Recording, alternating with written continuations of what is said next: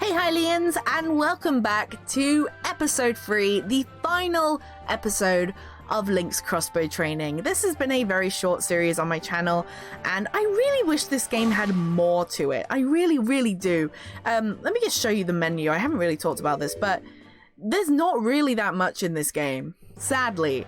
We've built the score attack, which we've been playing, which I guess is the the story mode of sorts. We have multiplayer, which is multiplayer, and we got practice, where it's basically just pick what levels you want to play out of the ones you've unlocked. So you don't have to go through all 3 levels if you want to play the Kargarok one or the Skulltula one, and this is how I replayed them all so much as a kid. But there really isn't that much to this game, sadly, and I really do wish there was more to it. I would have loved an actual proper story mode, but with the development of this game, I mentioned last time, it started off as a sequel to Twilight Princess, but the more it went on, the more it ended up becoming this game.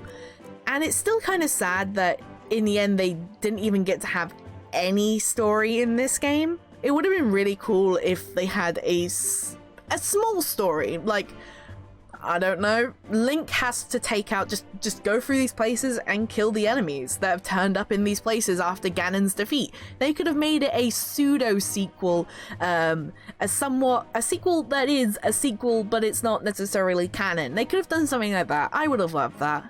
Anyway, we're going on to level 7, and we have one of my favorites, 2 of my favorites, actually. I remember playing the underground targets and retaking of the Temple of Time so much as a kid. I feel like I start off and there's always a level. There was always that one level, which I say that. But anyway, we have these 2, and I love this, the first one, because it's set in my favorite dungeon in the entire series, and I love the Temple of Time one because I love the Temple of Time in Twilight Princess. I think it's really cool. Sea in the Sky one, I remember being a bit of a pain. Air Alphos in general, no matter what game they're in, seem to be a pain, so it doesn't help. So let's get into this. We have underground target range. Hit the bullseyes as quickly as you can. And I think, if I remember rightly, there's one here. There is a fairy there. And there is also Redeads, or Redead Knights, as you know I like to point out if you watch my Hyrule Warriors Let's Play.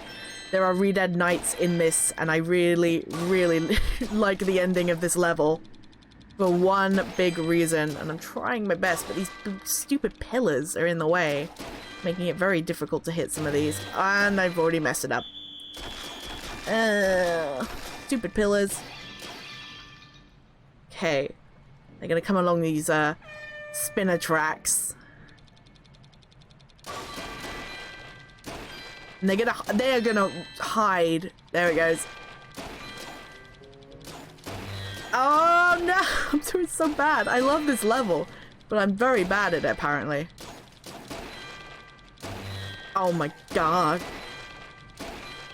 I kept missing the ones in the background as well. I'm doing very bad. But anyway, this is the main reason why I like this level. You get to blow up a ton of Redead Knights. And who doesn't love this? They are such a pain in the normal Twilight Princess, and Redeads in general are just scary. And I don't like them. Well, I do like them. I love them. But they're scary enemies, so who doesn't like completely blocking the screen with smoke and not being able to see anything while you destroy all of them? I know I do. Could have done a lot better on that. I hit a lot of the bad ones, but anyway. That can't be helped. I am just... I said at the beginning of this Let's Play, I'm not that good at this game. Please don't make me feel bad.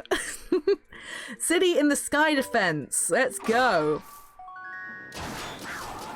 Air Alphos are an interesting enemy, actually. They've only appeared in one Zelda game.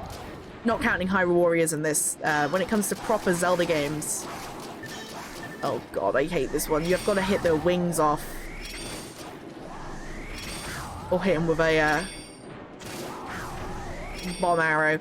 But yeah, Air Alphos, they've only appeared in one Zelda game, which is Twilight Princess, unless, again, I am completely forgetting something.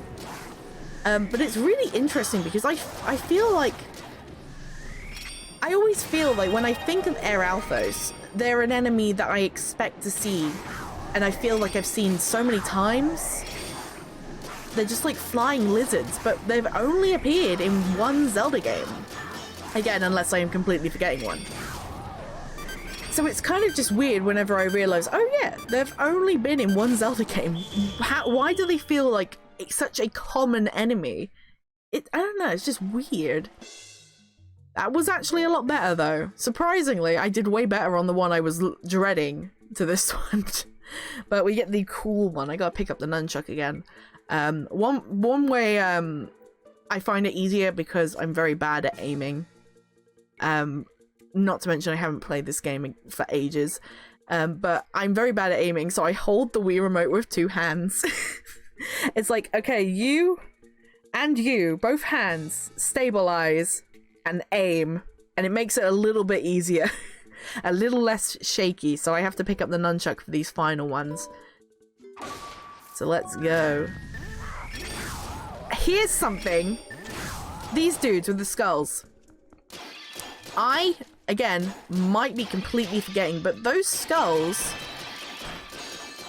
were used on enemies in the beta of Twilight Princess. But I cannot remember if they actually did make it into the final game. Oh my goodness, hello. I do not remember. I know some of them. I know some of the Lizalfos and stuff do... Let's get these BMOs. I know some of them do wear masks. But I cannot remember for the life of me if those specific bone masks made it into Twilight Princess. And if they didn't, that's a really interesting choice that they would pick this to be in this game, because obviously if they're not in Twilight Princess, they specifically went and used the beta designs for some of these monsters. I need to check. I need to check that when I can, because I think it's really cool. I remember this stone design, bone design so well, and I love it. I love that it's in this game. But I swear it's not in Twilight Princess unless it appeared like once or on a couple of Lizalfos or whatever. It might be the Moblin I'm thinking of. It might be. Because I know there are no Moblins in Twilight Princess, which again is one of those things that just feels weird to me, because Moblins are in so many Zelda games that having them not in Twilight Princess feels weird. But yeah. It's strange. If I am correct, if I am not just having a complete mental blip, if that is a design that wasn't in Twilight Princess, that's a really interesting choice that they decided to go with that design for a side game. So yeah, I'll have to look that up. I'll have to see. Maybe if I do it before this video goes up, I will have to maybe put something in at some point to say yes or no. Anyway, we have some simple horseback riding with Epona now. Oh, good, oh god, I'm failing! This game is actually really pretty still. Like, this is a Wii game. Twilight Princess is a Wii game. And a GameCube game. But it is really pretty. It still looks really pretty, even when it's kind of muddied and isn't high definition. It still looks really pretty, especially this sunset looks really nice. Got more of those awkward skulls. I don't like them because I don't understand them. Where did you come from? Why are there so many of them? Why are they all over Hyrule? What monster are you? I have questions. These are the theories that we need. These are the Zelda theories we need answering. Community, Zelda community, get on this. I mean, I'm part of the Zelda community, so maybe I should get on this, but it's something that bugs me. It's like, where are these? What are these monsters? What are they doing? Why are they here? I don't know. I'm trying my best to hit all of these After I messed up so much on one of the last ones. There we go, got a bonus. And I got the scarecrow. I wonder if there's I think there is a scarecrow in every single level. I think there is. I was gonna say, I feel like I've seen one in every single level.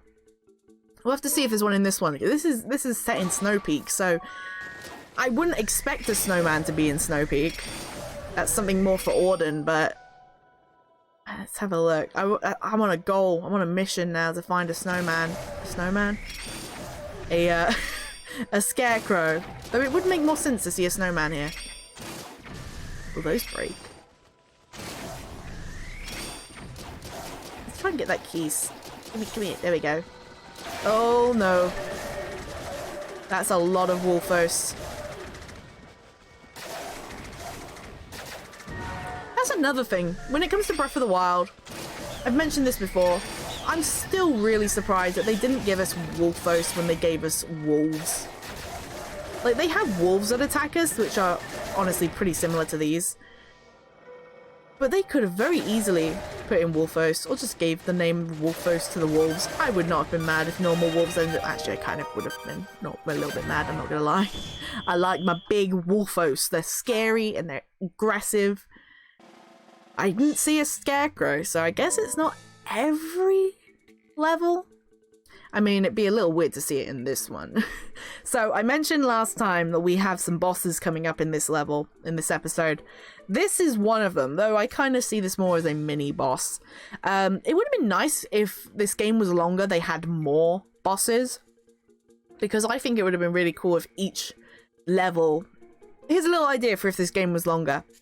Each level, or each maybe 2 levels, is a section of the game. So the first one is like Auden and Faron and the Forest Temple, and the next one is like Kakariko, Death Mountain, and that dungeon, Goron Mines, and kind of go in that, and in the dungeon you fight the dungeon boss with your bow and arrow. That would have been really cool.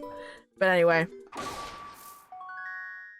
here we get a very cool little opening, the same one we get from Twilight Princess, but things are obviously a little different. Because we're not going to be using our sword to fight this Dark Knight. Nah, we gotta throw some bombs at him. And if I remember, we need to hit these bats to actually do the damage. These bats are what weaken him, I think. I'm calling them bats because they don't look like geese. Unless I'm just stupid. They might be geese. They kind of look more like giant bugs. Whoa! There he goes.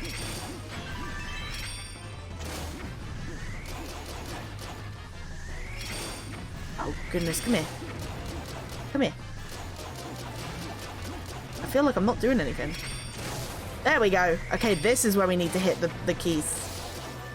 So the white ones are his health. And we can fail this. We can lose. We can run out of time, so I'm trying my hardest. I don't think I got it.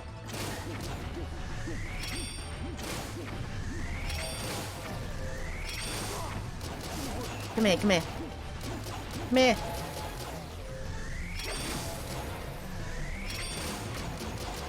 I see him. Did I get him? Oh no, he's so close, he's so low.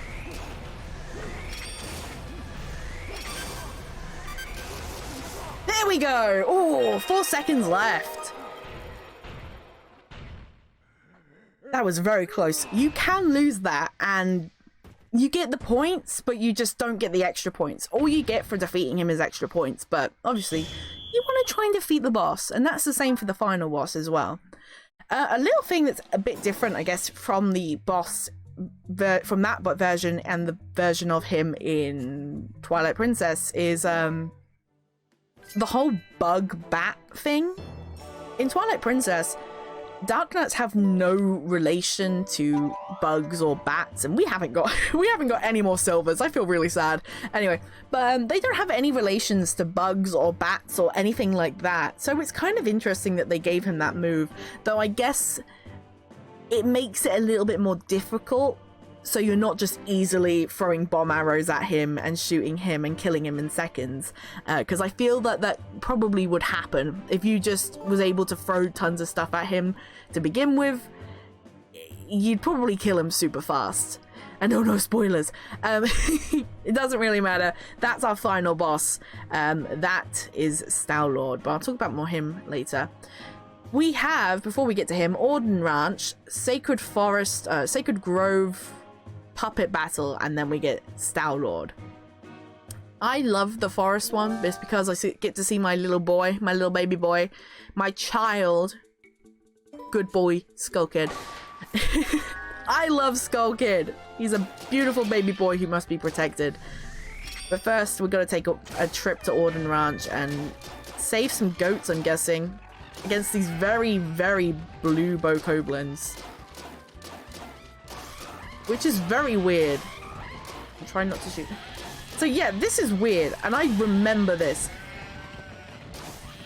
These bokoblins are super blue and super red. And in the original, in Twilight Princess, they're not that bright. They're not that blue. They're not that red. They're like a darker blue or a darker red. So seeing them with this color is really weird. And I don't know why they are so bright. Whether it was just by accident or whatever. The only idea I can think of when it comes to why these guys are so bright is perhaps they were a little bit too hard to see with their normal colors because they were darker. And oh, the Wii Remote is freaking out and they're being lifted in. They've got air support. I love this game. It's stupid. There we go. We got them all. That was... It's just bokoblins flying down from the ceiling, from the sky. Though, that wouldn't have been the first time we've seen it. That does happen in Wind Waker. Though, seeing the Twilight Princess aesthetic art style, it's a little bit more funny. I can see that. I can believe that happening a bit more in Wind Waker's art style. I'm sorry, my son. Anyway, let's defeat these creepy skeletons. Skeletons, puppets. And hit Skull Kid and he gives you the power of a machine gun. Or a assault rifle or whatever. Or are they? Oh yeah, and there's red ones. Red ones didn't turn up in Breath of the Wild. Twilight Princess, there we go. And this, did they? They might have. Might have been a very rare occasion, but I do not remember red ones. There you are, little demon. Little demon child.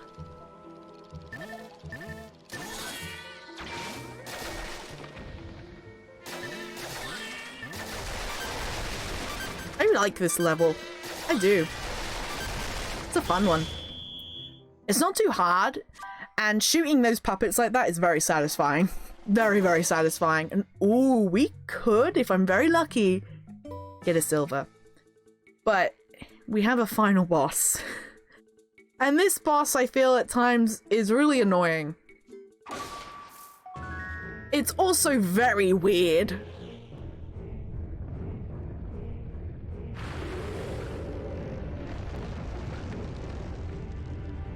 Here he is. Here is Star-Lord, probably one of the best bosses in Twilight Princess, and the boss of my favorite dungeon. But having Star-Lord as the final boss is a very weird decision in my eyes. Not a bad decision, just weird. But the way we fight him is even weirder. So obviously in Twilight Princess, we use the spinner, and we hit his spine and it breaks, and then we attack him and all that kind of stuff. But, obviously here, we have to hit his hands, which then brings him down, and we can shoot his head. It's an interesting way, and it kind of does feel like a Zelda, like, the way you fight him feels like a Zelda way of fighting a boss. Like, it feels like a way you would see him in a boss. He also controls bubbles for some reason. Like, take out the hands, and then take out the head. It's just so weird seeing it with this character, this enemy. Come here. Also, sometimes hitting his hands is very difficult. Like, just, you can't get it. Luckily, I seem to be doing fairly well. Because again, we have a time limit. We do have more bubbles coming up though. Here we go. Yep. The bubbles are the pain in the butt. And he's so fast. There we go. 1, 2. He's switching between his hands.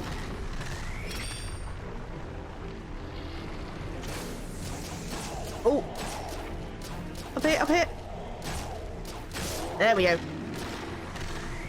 We got 20 seconds left. We should be able to do this, unless he has a secret 4th stage. But nope, this is a Zelda boss. They only have 3. There we go. And I think we got a silver.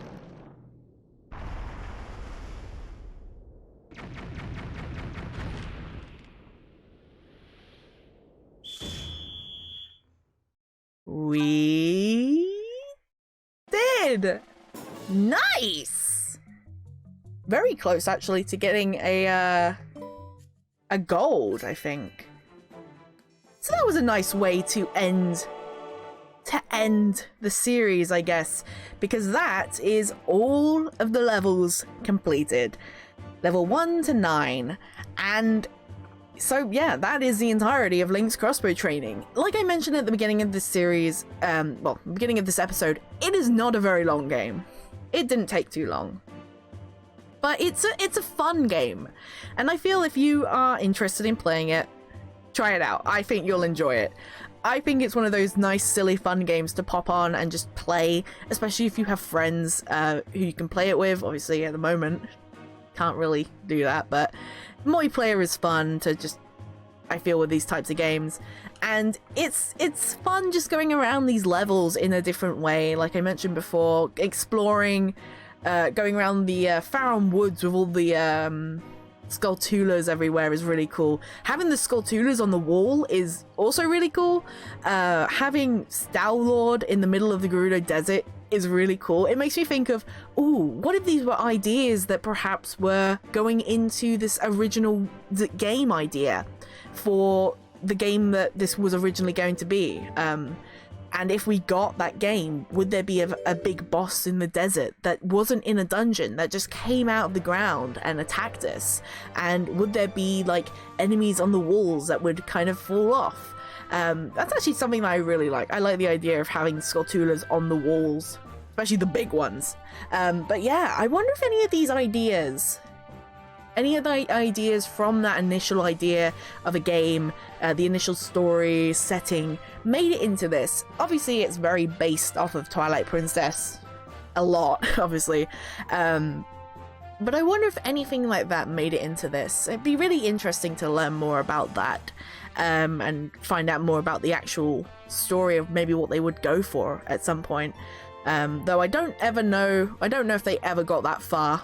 I highly doubt they got to the idea of a proper story for that cancelled game, but hey, it's something that we can just imagine, and in the end we did get something. We got Link's Crossbow Training, a very fun, simple, and silly little game that I enjoy playing, and I hope you guys have enjoyed watching. So yeah, there's not much more I can say. There isn't really that much more I could really do, but this has just been fun playing this game again. It's been such a long time since I last played this game properly, and it's just one of those games. It's one of those games I enjoy playing. I enjoyed playing as a kid. I spent so much time playing as a kid, and I like bringing awareness to the underappreciated gems in the Zelda series, whether they be mainline games or side games, so I'm glad that I could show this one off for you. Anyway, thank you all for watching this series, this mini-series of Link's Crossbow Training. I hope you've all enjoyed, and I'll see you all in the next video. Bye!